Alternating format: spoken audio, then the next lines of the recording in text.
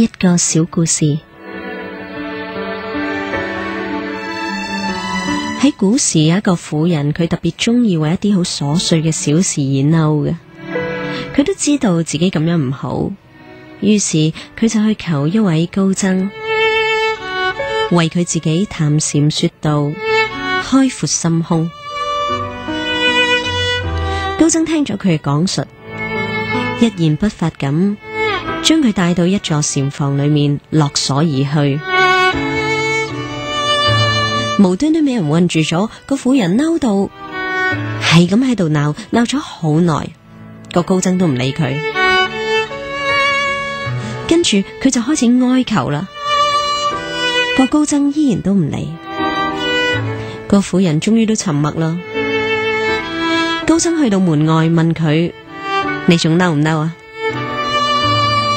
個婦人話：我只係為我自己而嬲啫，我點會嚟到呢一啲地方受呢一份罪嘅呢？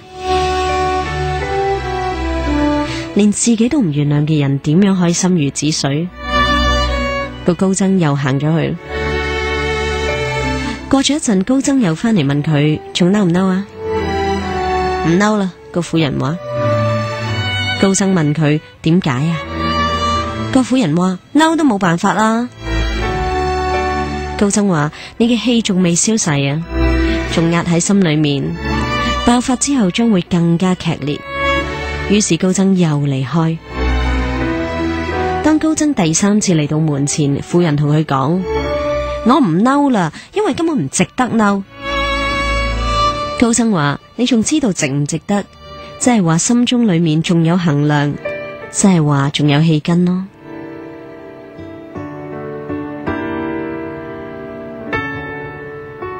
婦人於是問高僧：大師，乜嘢係氣啊？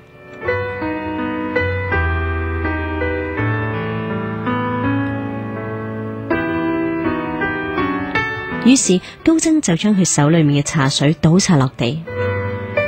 個婦人望咗好耐，終於頓悟，叩謝而去。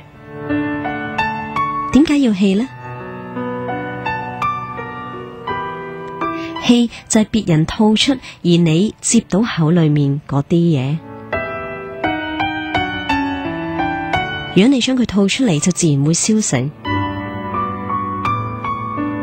氣係用別人嘅過錯嚟懲罰自己嘅蠢行。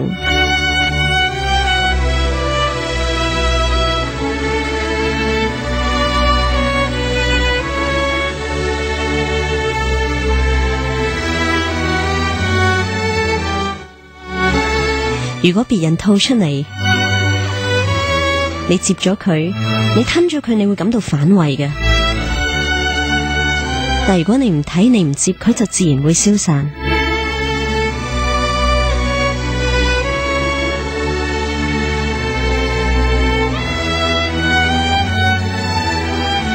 夕陽如今，我哋時間都好值得珍惜。